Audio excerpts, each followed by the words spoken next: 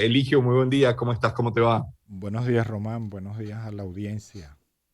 Muchísimas gracias por atendernos. Y tengo en la línea telefónica a Román Camacho, como saben, también periodista de La Fuente de Sucesos. Además, qué gusto poder decir hoy que es periodista de Unión Radio también. Román, colega, tocayo, bienvenido.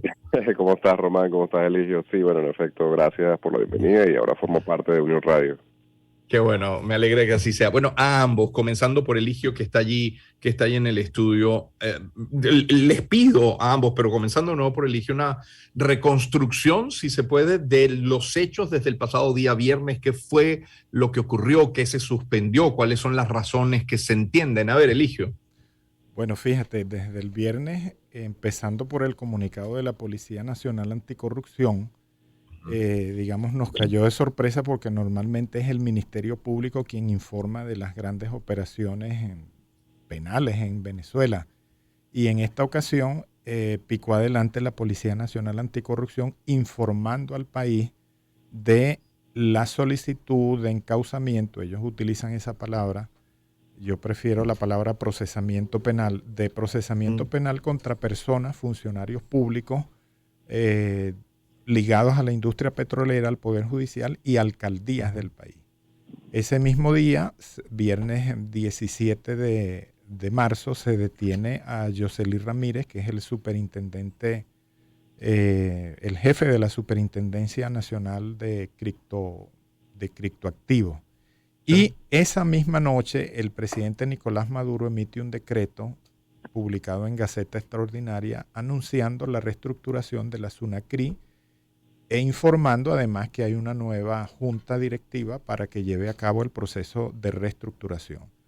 Eh, Casual no es. sí, no, porque precisamente como lo hemos venido escribiendo desde las Ujú, páginas de Últimas Noticias, hay una desaparición, una sustracción, no encontramos el término de ujú, 3.000 millones de dólares que fueron, digamos, producto de la factura petrolera entre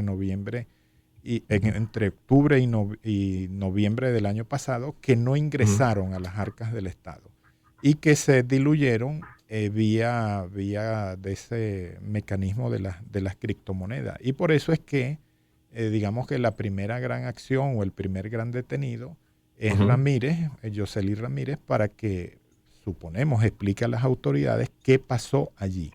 Luego se anuncia la detención del alcalde del municipio Santos Michelena, de apellido ujú, Hernández, porque hay también una situación con las bandas, las organizaciones delictivas del país.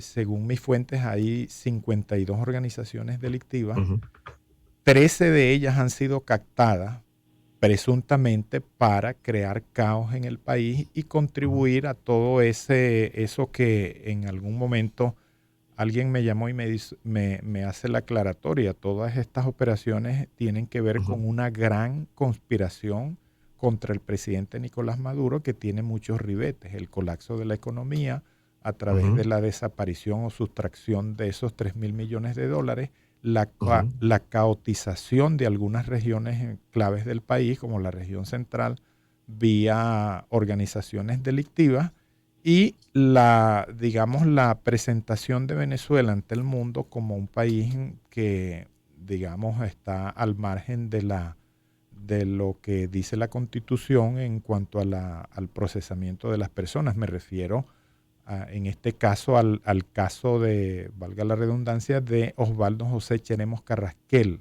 alias el Pelón Cheremos, quien fue Ujú. dado en libertad el 9 de enero a través de un mecanismo presuntamente irregular, según lo que hemos conocido. Ahí Sí. están, digamos, dibujadas las tres líneas de lo que subyace en esta gran operación anticorrupción. Para ir armando el rompecabezas, Lío, permíteme incorporar de nuevo en la No, bueno, y conversación a Román Camacho. Román, también está la detención de la... ¿cuáles son los puntos de coincidencia que quisieras agregar a este relato de Eligio? Bueno, también está el caso de Rubén Roa, que actualmente era diputado de la Asamblea Nacional y también se está Ujú, investigando por unos casos de corrupción también ligados hacia PDVSA.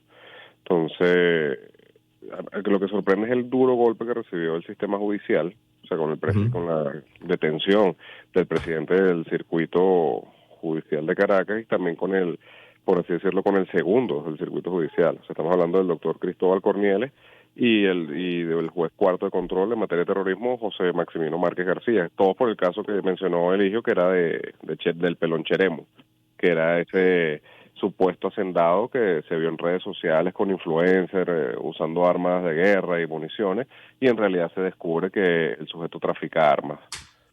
Fíjate Ahora, que sí, Eligio. fíjate que Román Camacho menciona dos nombres que fueron noticia en las últimas horas: el presidente del Circuito Judicial Penal Caracas y el juez Maximino. Debemos recordar, agrego a lo de Román, que antes de esas detenciones hubo dos personas que también fueron llamadas a declarar, porque todavía no sabemos si le dictaron privativa, si lo imputaron. Me refiero a Mario Aquino, Exacto, que es el asistente del presidente uno de los asistentes del presidente del Circuito Judicial Penal Caracas, y de Loriani Mejía. Y Loriani Mejía. Mario Aquino presuntamente le dio la instrucción al juez Maximino Márquez para que decretara un juicio en libertad en favor de el Pelón Cheremo. Y toda esta operación supuestamente viene orquestada, viene planificada desde un sector de la Asamblea Nacional, según lo que hemos conocido, y cuya representación en este caso es Loriani Mejías Díaz, que también fue noticia a partir del 15 de febrero. Sí, ahora, Eligio, decías tú en el inicio del redactorio. Perdón que te interrumpí, Román. ¿Qué querías agregar?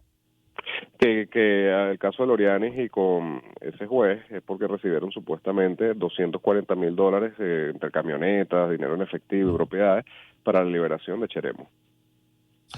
A ver, Eligio mencionaba algo al comienzo que me parece muy interesante. Dice, normalmente este tipo de procedimientos, pues bueno, la vocería la lleva la Fiscalía General de la República. No fue este el caso, aunque el fiscal sí habló después, y de hecho lo leímos esta mañana en titulares. Eligio, ¿quiénes se han pronunciado? ¿Quiénes faltan por declarar? ¿Quiénes deberían hacerlo en todo caso?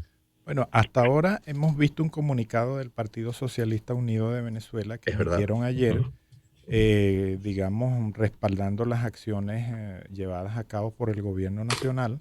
También hemos visto un comunicado emitido igualmente el día de ayer del Ministerio Público anunciando que había recibido de parte de la Policía Nacional Bolivariana la solicitud para investigar a ciertos funcionarios públicos. Y en razón de ello, el Ministerio Público designó a 5 fiscales nacionales con competencia en materia de drogas, con competencia en corrupción, entre otros. ¿Quiénes faltan por pronunciarse? En virtud de que ayer anunciamos la detención del diputado Ukbel Roa, aquí se inicia un proceso para el allanamiento de la inmunidad parlamentaria, que lo tiene que solicitar el Ministerio Público ante la Sala Plena del Tribunal Supremo de Justicia. La Sala Plena del Tribunal Supremo de Justicia evalúa la situación y autoriza a la Asamblea Nacional da luz verde a la Asamblea Nacional para que le allane la inmunidad parlamentaria al diputado Ukbel Roa y pueda ser procesado sin la prerrogativa que él ostenta, que es diputado, que la Constitución dice que los diputados tienen inmunidad. Digamos que faltarían esos dos poderes, el poder judicial y el poder legislativo por otra parte. Claro, Román Camacho nos acompaña también, además de Eligio Roca, que está ahí en el estudio. Román, ¿ha sido convocada, por ejemplo, hasta esta hora, sabes si ha sido convocada una rueda de prensa, por ejemplo, el fiscal general de Terry Williams? Hasta el momento creo que Eligio y yo estamos en las mismas, esperando que convoquen la rueda de prensa, pero no hay información. Me he preguntado, no hay ninguna a la vista. Yo creo que nos va a tocar esperar que terminen estos procedimientos. Veremos mañana si en la sesión de la Asamblea Nacional deberían hablar al respecto. También claro. Se presume que vayan a haber otras órdenes de aprehensión. Se hablan de unas 15 personas que tenían que ser detenidas y llevamos como por 6, entonces faltan todavía otros procedimientos para que lo realicen. Habría que decir, Eligio y Román, maravilloso el ataque a la corrupción, ¿cierto? Antes, ahora o la que venga, pero también, y no hace falta ser demasiado acucioso, demasiado inteligente, hablar demasiado fino. Bueno, esto pone en evidencia lo que tantas veces se ha dicho, ¿no? De grupos de interés, de facciones dentro, que es lógico también, de facciones dentro del aparato del Estado, quiero decir, Eligio. Sí, esta es una de las pocas veces en que el gobierno, a través, en este caso de la Policía Nacional Anticorrupción, ejecuta una serie de acciones contra funcionarios públicos, porque hemos visto en otras ocasiones que las detenciones son contra personas ligadas a la oposición, pero esta es una de las pocas veces que, repito, que el gobierno nacional hace una acción para atacar la corrupción desde el mismo Estado, desde el mismo gobierno. Hemos escuchado a personas que están en la lista. Román dice que son 15. A mí me han dicho que son 40, pero como bien él lo dice, en el tono periodístico que debemos tratar esta situación, hay que esperar, hay que esperar.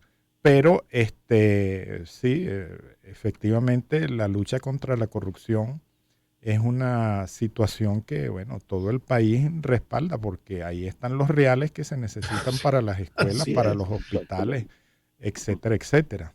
Es de la mayor sensatez. Lo mismo, Román, Román Caramacho me refiero, no estoy hablando en primera persona, Román Camacho, está bien la lucha contra la corrupción. Puede que más de uno hoy se está preguntando por qué, ¿cierto?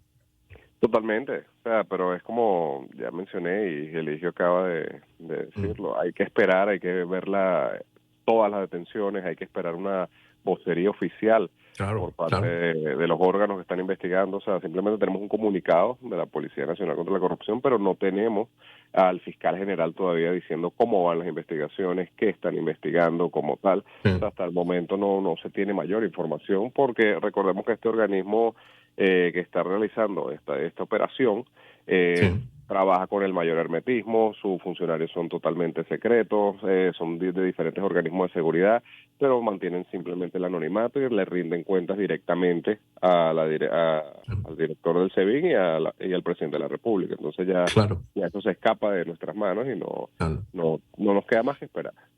Por cierto, me gustaría públicamente hacer la invitación al fiscal general Tarek William Saab, que siempre ha estado tan dispuesto, por cierto, con los medios, eso habría que reconocérselo desde hace mucho tiempo, que nos acompañe en el estudio, pedir al equipo que formalmente le haga la invitación para mañana o el miércoles o cuando la agenda del fiscal lo permita. No sé, Eligio, si tienes algo más que agregar antes de cerrar esta conversación. Fíjate que ahora que mencionan al fiscal general en sus últimas interacciones por sus redes sociales, él hace una aclaratoria de que no fue el Ministerio Público quien solicitó ante el Tribunal Cuarto Antiterrorista de Caracas la medida que puso en la calle a Osvaldo José Cheremos Carrasquel. Él hace la aclaratoria y coloca un extracto del acto conclusivo. Es en respuesta a otro portal, a un portal que dice que el Ministerio Público fue quien solicitó la medida cautelar para que Cheremos Carrasquel estuviera en la calle a partir del 9 de enero. Lo que no se especifica, lo que no aclara el fiscal general en su interacción es porque los representantes del Ministerio Público no se opusieron a esa medida, porque hay recursos para ejercer, digamos, un freno a lo que el Ministerio Público considera que es una barbaridad jurídica. Es decir, colocar en la calle a una persona que está procesada por tráfico ilegal de armas de guerra, por terrorismo y asociación para delinquir. Ciertamente el fiscal aclara que no fue el Ministerio Público el que solicitó esa medida.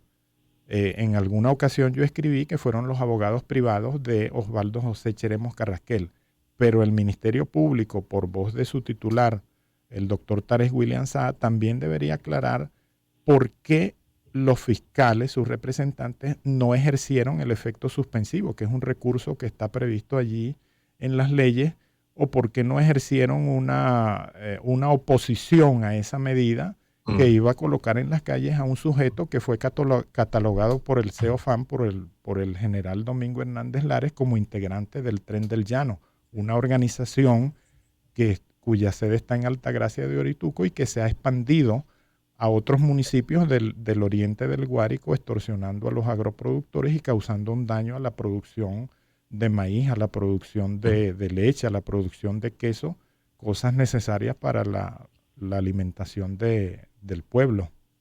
Interesante planteamiento, Eligio. Prometido que si logramos conversar con el fiscal, con Trey Williams Saab, colocamos, es más, este mismo audio a manera de pregunta. Muchísimas gracias, Eligio, por acompañarnos, pero sobre todo acercarte al estudio que no estoy. Gracias por eso. Bueno, gracias a ti, Román. Bueno, saludos a Román Camacho, mi colega de Fuente, y saludo a todos los oyentes de Éxitos.